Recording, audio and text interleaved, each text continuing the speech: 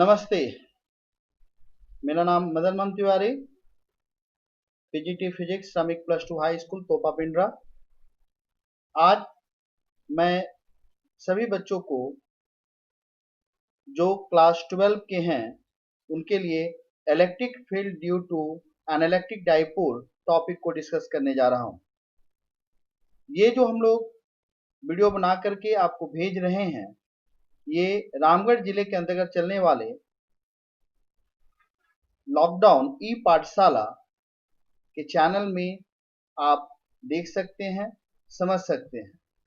समझने में कहीं दिक्कत हो तो आप हमारे व्यक्तिगत नंबर पर कॉल करके पूछ भी सकते हैं। Electric field due to an electric dipole.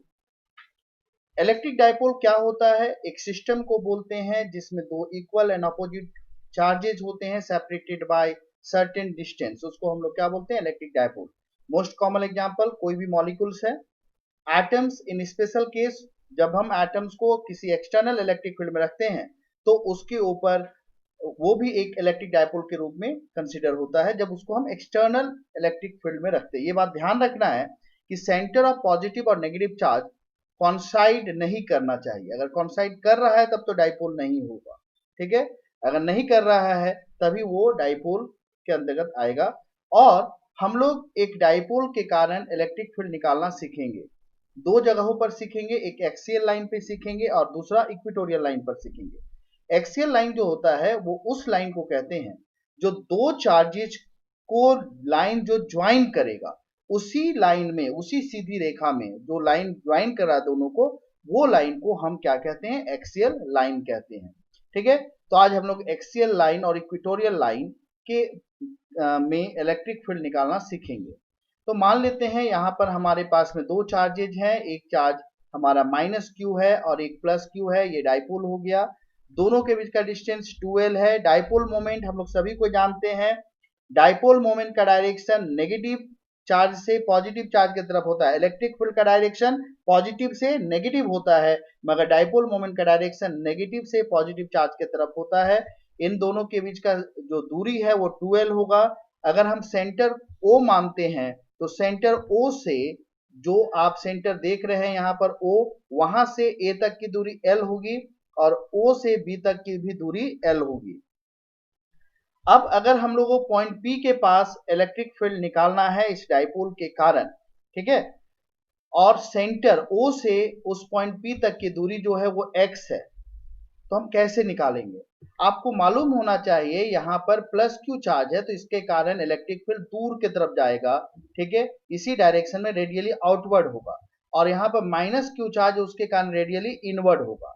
क्योंकि प्लस वाला चार्ज नजदीक है, भले मैग्नीट्यूड दोनों का बराबर है, यहाँ पर +q है, यहाँ पर -q है, दोनों का मैग्नीट्यूड q है, मगर +q चार्ज से पॉइंट P की जो दूरी है वो कम है, इसलिए वहां पर स्ट्रेंथ इलेक्ट्रिक फील्ड का B में जो चार्ज है उसके कारण ज्यादा होगा और A में जो चार्ज है उसके कारण कम होगा। इसी को हम वेक्टर से दिखाने की कोशिश कर रहे हैं। A में जो चार्ज है उसके कारण छोटा बना के दिखाए हैं। छोटा हम इसलिए दिखा रहे हैं क्योंकि हम ये बतला पाए आपको कि जो इलेक्ट्रिक फील्ड है, जो चार्ज -q चार्ज है पॉइंट A के पास, उसके कारण कम है उसका स्ट्रेंथ, और जो चार्ज B के पास में +q चार्ज है उसके कारण ज्यादा है क्योंकि उसकी दूरी कम है, पॉइंट P की दूरी पॉइंट B से कम है, ठीक है। मगर नेट इलेक्ट्रिक फील्ड जब हम निकालने बैठेंगे तो हमको माइनस करना पड़ेगा। क्यों माइनस करना पड़ेगा?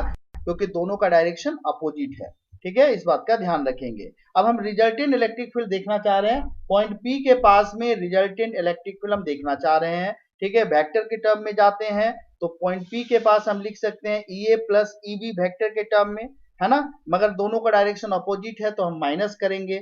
जैसा हम आपको बतला चुके कि EB का मैग्नीट्यूड ज्यादा है EA से, क्योंकि वो नजदीक में है, डिस्टेंस कम है, इसलिए रिजल्टेंट इलेक्ट्रिक फील्ड भी EB के डायरेक्शन में होगा, ठीक है।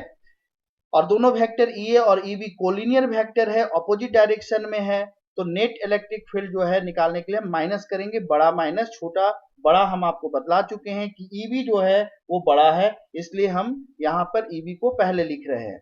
जहां तक दोनों का वैल्यू की बात है, ठीक है, आखिर इलेक्ट्रिक फील्ड जो चार्ज A में है उसके कारण कितना होगा, तो आप देखेंगे O से P तक की दूरी x है और O से A तक की दूरी L है, तो A से P तक की दूरी हो जाएगी x प्लस L।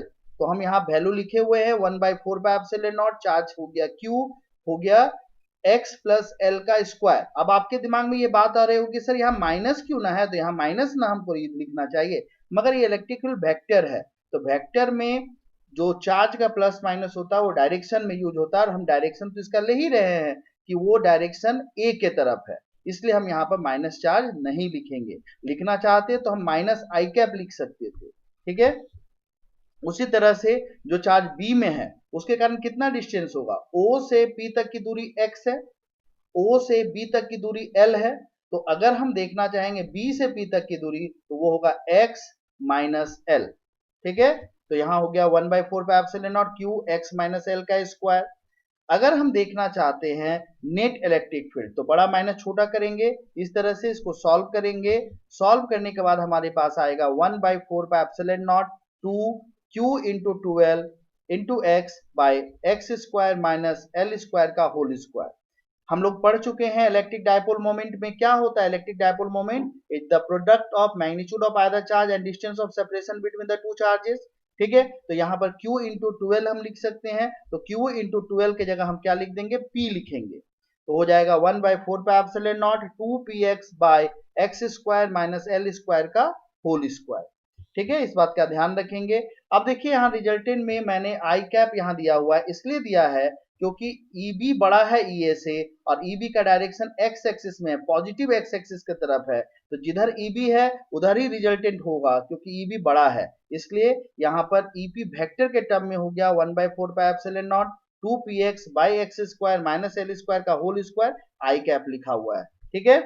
मैग्नीट्यूड याद रखना है, स्पेशल केस जरूर हमको देखना होता है, बिना स्पेशल केस के अगर हम पढ़ते हैं तो फिर परेशानी में फंस सकते हैं। यहाँ स्पेशल केस क्या होगा डाइपोल के लिए कि जो डाइपोल का जो लेंथ है L जो है वो बहुत कम है x के कंपैरिजन में। इसका मतलब ये हुआ कि हम बहुत दूर पर इलेक्ट्रिक फील्ड निकालना चाह रहे हैं डाइपोल के कारण, तब वैसी स्थिति में हम L स्क्वायर को नेग्लेक्ट कर देंगे in comparison to x square. इसके कारण हमारा आंसर आएगा EP equal to 2p by 4 pi epsilon naught x cube, क्योंकि ऊपर में भी एक x है, ठीक है, और नीचे में जब ये L को नेग्लेक्ट कर देंगे L स्क्वायर को, तो हाँ होगा x स्क्वायर का स्क्वायर मतलब x का पावर 4 और एक x कैंसिल हो गया, तो ये आ गया।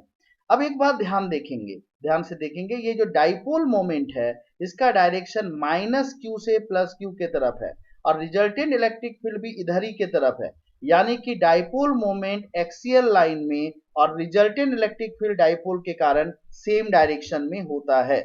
Direction of electric field intensity at a point on the axial line due to a dipole is always along the direction of dipole moment। ये बात ध्यान रखिएगा, जिस डायरेक्शन में डाइपोल मोमेंट है उसी डायरेक्शन में रिजल्टेंट इलेक्ट्रिक फील्ड होता है डाइपोल के कारण एक्सियल लाइन में। ये सिर्फ एक्सियल लाइन के लिए वैलिड है, इक्वेटोरियल के लिए हम देखेंगे अगली स्लाइड अगले ये टॉपिक में, ठीक है, कि इक्वेटोरियल के लिए क्या डायरेक्शन होता है, मगर एक्सियल के लिए क्या होगा कि डाइपोल मोमेंट का डायरेक्शन और रिजल्टेंट इलेक्ट्रिक फील्ड का डायरेक्शन सेम होगा, ठीक है। अब हम लोग आगे देखते हैं, इलेक्ट्रिक फील्ड निकालते हैं at a point on equatorial line. तो पहले हमको समझना होगा कि आखिर ये इक्वेटोरियल लाइन जो है इसका मतलब क्या है। इक्वेटोरियल लाइन का मतलब होता है the line which is perpendicular bisector of the line joining the two charges. दो चार्जेज को जो लाइन ज्वाइन कर रहा है डाइपोल का, उसका जो परपेंडिकुलर बाइसेक्टर होगा उसको हम लोग बोलते हैं इक्वेटोरियल लाइन। यहाँ पर माइनस क्यू चार्ज हम ले रहे हैं, प्लस क्यू चार्ज ले रहे हैं ए और बी के पास, दोनों का सेंटर ओ है, ओ से ए की दूरी जो है वो एल है, ओ से बी की दूरी भी एल है, और डाइपोल मोमेंट आपको मालूम होना चाहिए कि माइनस चार्ज से पॉजिटिव चार्ज की तरफ होता है, तो माइनस क्यू से प्लस क्यू की तरफ हो गया। उसके बाद हमारा ऑब्जर्वेशन पॉइंट क्यू है, ठीक है, ये परपेंडिकुलर बाइसेक्टर है, कितने डिस्टेंस पर, x डिस्टेंस पर है। अगर हम देखना चाहेंगे डिस्टेंस को, तो अगर हम A से Q का डिस्टेंस मेजर करेंगे, ये डिस्टेंस की जरूरत पड़ेगी हमको, तो निकाल लेते हैं, ये L है और ये X है, तो ये जो डिस्टेंस आएगा AQ वो निकलेगा आपका root under X square plus L square. Root under X square plus L square. ठीक है, अब हम डायरेक्शन देखते हैं। ए में जो चार्ज है वो माइनस चार्ज है, माइनस चार्ज के कारण आपको मालूम होना चाहिए इलेक्ट्रिक फील्ड रेडियली इनवर्ड होता है, तो यहाँ हमने इनवर्ड की तरफ, अंदर की तरफ दिखाया है। उसी तरह से बी में जो चार्ज है प्लस चार्ज, उसके कारण इलेक्ट्रिक फील्ड रेडियली आउटवर्ड होगा, इधर की तरफ होगा। ठीक है, इधर की तरफ हो गया। दोनों का जब मैग्नीट्यूड हम निकालना अभी देखेंगे निकाल करके, तो दोनों का मैग्नीट्यूड भी बराबर आएगा। अब देखिए, अगर मैग्नीट्यूड बराबर है तो रिजल्टेंट, आपको मालूम है दो वेक्टर का मैग्नीट्यूड बराबर होता है पैरेललोग्राम लॉ से, तो रिजल्टेंट एकदम बीचों बीच होता है, एंगल बाइसेक्टर में होता है। तो यहाँ पर ये एंगल थीटा और थीटा 2 थीटा हो गया। ठीक है, अब हम रिजल्टेंट इलेक्ट्रिक फील्ड निकालना चाह रहे हैं, तो पहले हमको देखना होगा वेक्टर के टर्म में ई क्यू होगा E A vector plus E B vector, मगर दोनों एक पार्टिकुलर डायरेक्शन में नहीं है, ना दोनों एक्स एक्सिस में है ना दोनों वाई एक्सिस में है। ठीक है, कोई एक्सिस में नहीं है, एक है डायरेक्शन क्यू ए के तरफ और दूसरा का डायरेक्शन है बी से क्यू होते हुए आगे बढ़ रहा है, क्यू से दूर भाग रहा है, बी क्यू भी बोल सकते हैं आप। ठीक है, तो यहां देखेंगे दोनों वेक्टर ई ए और ई बी वेक्टर जो एंगल पे है वो 2 थीटा एंगल पर है। मैग्नीट्यूड निकाल के हम देखते हैं, तो वो मैग्नीट्यूड होगा जो चार्ज ए में है उसके कारण इलेक्ट्रिक फील्ड का मैग्नीट्यूड होगा पॉइंट क्यू के पास 1/4πε0 क्यू बाई जो डिस्टेंस था x square plus L square का अंडर रूट था, तो इलेक्ट्रिक फील्ड में उसका स्क्वायर होता तो अंडर रूट कैंसिल हो गया। उसी तरह से ईबी निकाल लिए जो चार्ज बी के पास है उसके कारण इलेक्ट्रिक फील्ड क्यू पॉइंट पर, तो उसका भी वैल्यू बराबर आया। तो दोनों का जो वैल्यू आया है ए और ईबी, वो दोनों वैल्यू जो है वो बराबर आया है। ठीक है, अब अगर हम देखना चाहते हैं दोनों के कारण नेट रिजल्टेंट, तो आप देखिए यहाँ पर हम ई को रिजॉल्व करेंगे, इधर की तरफ आएगा ई कॉस थीटा, ईबी को रिजॉल्व करेंगे, इधर की तरफ आएगा ईबी कॉस थीटा। दोनों के कारण ईबी कॉस थीटा और E cos theta same direction हुआ। उसी तरह से जब हम साइन का कंपोनेंट देखेंगे, उसका एक ऊपर होगा और दूसरा नीचे होगा। अब देखिए, आप ये वैल्यू को देखेंगे, ई का जो वैल्यू है वही ईबी का वैल्यू है, तो यहाँ ईबी साइन थीटा जितना होगा उतना ही ई साइन थीटा होगा, दोनों का डायरेक्शन अपोजिट है, ये तो कैंसिल हो गया। बचा कौन, ईबी कॉस थीटा और ई कॉस थीटा, दोनों का डायरेक्शन सेम है, तो नेट इलेक्ट्रिक फील्ड में हम चाहें तो लिख सकते हैं 2 cos थीटा या 2 EB cos थीटा। ठीक है, उसी को यहां लिख के हम बता रहे हैं। थोड़ा सा इसको आप लिख सकते हैं, कॉपी में लिख लेंगे कि the vector E sine theta and EB sine theta are opposite to each other, hence cancel out, वो कैंसिल हो जा रहा है। द वेक्टर, यहाँ पर हाँ वेक्टर की जगह पर हम बोलेंगे कंपोनेंट ऑफ वेक्टर। ठीक है, कंपोनेंट ऑफ वेक्टर ई जो है and EB, that is EB cos theta and EA cos theta are along same direction, hence they will add up। इसके बाद रिजल्टेंट इलेक्ट्रिक फील्ड Q के पास में जो हुआ वो हो गया EA cos theta plus EB cos theta. अगर हम लिखना थे, क्योंकि दोनों का वैल्यू बराबर है, आप देख चुके हैं EA का वैल्यू और EB का वैल्यू बराबर है, तो हम लिख सकते हैं EQ equals to 2/4πε0 Q by X square plus L square. ये तो वैल्यू हो गया किसके लिए, 2 आया क्योंकि दोनों बराबर था, ये और EB बराबर था इसलिए हम 2 लिख लिए, इसको 2 cos थीटा लिख दिए, EA का वैल्यू लिखे। अब cos थीटा का वैल्यू चाहिए, cos थीटा यहाँ पर कितना होगा, इस ट्रायंगल में AOQ ट्रायंगल में अगर हम देखेंगे तो cos थीटा होगा बेस L बाय हाइपोटेनस, ये जो हाइपोटेनस है ये होगा root under X square plus L square, वही चीज हम पुट कर दिए। इसके बाद Q इंटू 12 आता है, क्या चीज, Q इंटू 12 होता है P, और यहाँ देखिए x square plus L square है, यहाँ x square plus L square का पावर 1/2 है, तो यहाँ पर क्या आ गया है आपका 3/2। ठीक है, और Q इंटू 12 को क्या बोलेंगे, P बोलेंगे, डाइपोल मोमेंट। तो EQ निकला 1/4πε0 P by X square plus L square का पावर 3/2। और डायरेक्शन देखेंगे तो डायरेक्शन जो है डाइपोल मोमेंट का डायरेक्शन था ए से बी के तरफ, और resultant electric field equatorial line में EQ के तरफ गया, मतलब इधर की तरफ गया। तो दोनों का जो डायरेक्शन है वो अपोजिट है। एक्सियल लाइन में डाइपोल मोमेंट और इलेक्ट्रिक फील्ड का डायरेक्शन डाइपोल के कारण सेम डायरेक्शन था, मगर इक्वेटोरियल लाइन में दोनों का डायरेक्शन क्या है, अपोजिट है। ठीक है, इसलिए यहाँ पर माइनस आई कैप हम लगाए हैं। डाइपोल मोमेंट एक्स एक्सिस में है तो resultant electric field negative x axis में हो जाएगा, इसलिए माइनस आई कैप लगाया गया। स्पेशल केस अगर एल का वैल्यू बहुत छोटा है एक्स के कंपेरिजन में, मतलब बहुत दूर हम मेजर कर रहे हैं, ठीक है, तो एल स्क्वायर को हम नेग्लेक्ट कर देंगे तो हमारा आंसर आ जाएगा P by 4 pi epsilon not x cube. अभी देखिए ये इक्वेटोरियल लाइन का वैल्यू आया है, इससे पहले आप एक्सियल लाइन का वैल्यू देखे थे। एक्सियल लाइन में ऐसे ही सेम चीज आया था, मगर सिर्फ यहाँ पर 2 आया था, स्पेशल केस में यहाँ पर 2 आया था। तो आप बोल सकते हैं कि एक्सियल लाइन में डाइपोल के कारण इलेक्ट्रिक फील्ड दुगुना होता है उतना ही डिस्टेंस पर, अगर हम देखते हैं इक्वेटोरियल लाइन के कंपैरिजन में, मतलब एक्सियल लाइन में इलेक्ट्रिक फील्ड का वैल्यू ज्यादा होता है as compare to the electric field in equatorial line, ठीक है। The direction of electric field intensity at a point on the equatorial line due to a dipole is parallel and opposite to the direction of dipole moment, ठीक है, ये आपको हम बता चुके हैं अभी।